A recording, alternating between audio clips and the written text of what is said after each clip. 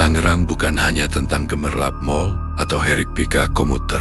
Di balik dinding-dinding beton, kawasan industrinya yang masif, tersimpan cerita yang hanya berani dibisikkan saat jam istirahat malam. Salah satunya adalah kisah dari sebuah pabrik peleburan logam di medio 2010.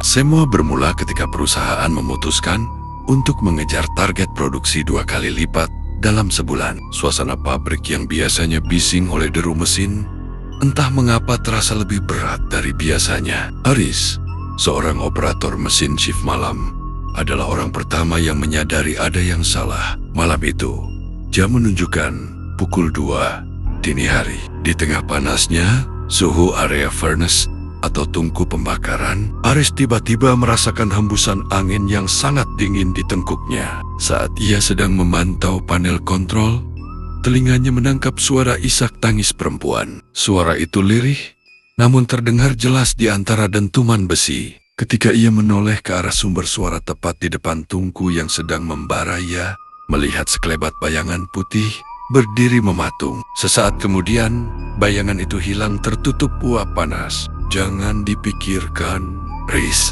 Fokus saja ke mesinmu kalau mau pulang.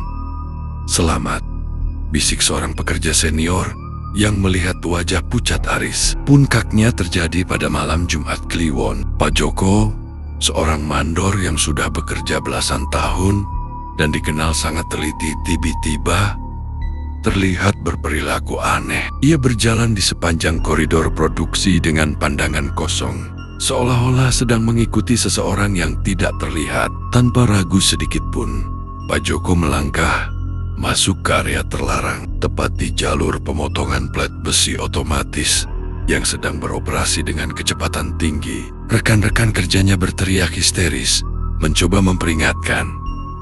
Namun, Pak Joko seperti orang tuli. Ia terus berjalan dengan langkah kaku. Tragedi itu terjadi dalam hitungan detik. Tubuh renta itu tak berdaya di hadapan mesin raksasa. Ken Gerian tidak berhenti di situ. Saat manajemen memeriksa rekaman CCTV untuk keperluan investigasi, ruang kontrol seketika menjadi senyap. Dalam rekaman yang sedikit bersemu tersebut, terlihat jelas bahwa Pak Joko tidak berjalan sendirian. Di belakangnya, tampak sesosok bayangan hitam yang sangat tinggi besar. Tangan bayangan itu terlihat seolah-olah sedang mencengkeram bahu Pak Joko dan mendorongnya perlahan menuju maut. Kabar pun menyebar di antara para buruh lama. Mereka teringat akan sebuah janji lama saat pabrik itu pertama kali didirikan di atas tanah rawa yang angker. Konon, selain kepala kerbau